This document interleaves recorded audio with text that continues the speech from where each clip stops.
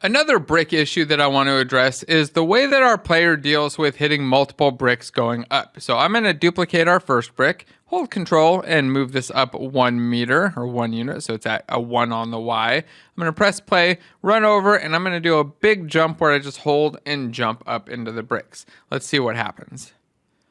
Come over here, and I hold space. Oops, I messed that up. Let's try it again. Let's go back over to the right and try it one more time. I hit the grass there, so it messed up my demonstration. Let's go destroy this other brick off to the side. There we go. And then do a big jump. So you can see here, when I jump up and I hit things, I just kind of go right through them and I continue on. And what I like to happen instead is if I jump up and hit one of those blocks, I want it to kind of knock me back down, just like it does like in a Mario game. You break a brick, you get pushed back down just like you hit your head on anything else. So let's make that change now. What we can do to change that is simply go into our brick, and when we hit with a player, what we'll do is tell our player to stop their jump. So right here, when we've actually taken a hit from a player, we'll say player.stop jump. Now, how we're going to implement that stop jump? We can figure that out later. We just know that when we hit this collision, we definitely want to cause it to stop jumping. So we'll hit Alt-Enter, generate a method that's right now going to throw an exception, and then we'll hit F12 to actually go look at that method and figure out what it might want to do. So to stop a jump, let's go look at our code. How do we currently stop a jump? When we release the jump button, so if I let go of my jump, then our jump stops. And how does that happen? Let's go find it. Let's see, where's our code? Right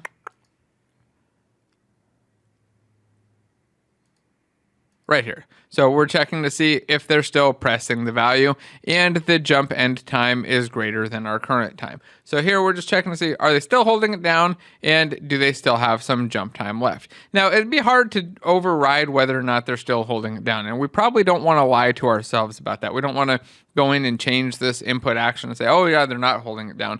But instead what we could do is just set our jump end time to the current time so that their jump has to end right away. So we'll just go down into our stop jump, modify this to say jump end time equals time.time.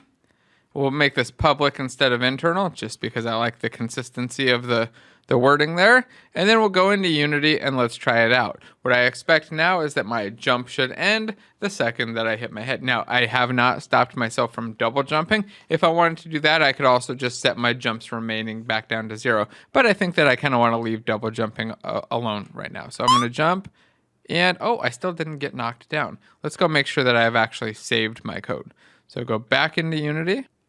Oh, and I didn't save it on the brick. There we go. Save the brick so that it actually calls stop jump. That's why that little star was there. So I'll press play one more time. So again, an important reason that I usually hit Control-Shift-B and do a build when I'm in the code editor. So that way it catches all of the code files that I've changed, not just whatever the one that I have open is. So here, let's do a jump. I'm going to hold it again and got knocked back down. Perfect. That's the behavior that I expect to see. So I'll save my scene. I've got that new brick in here. Go back into plastic and say that the player jump stops when breaking a brick. And we'll check that one in.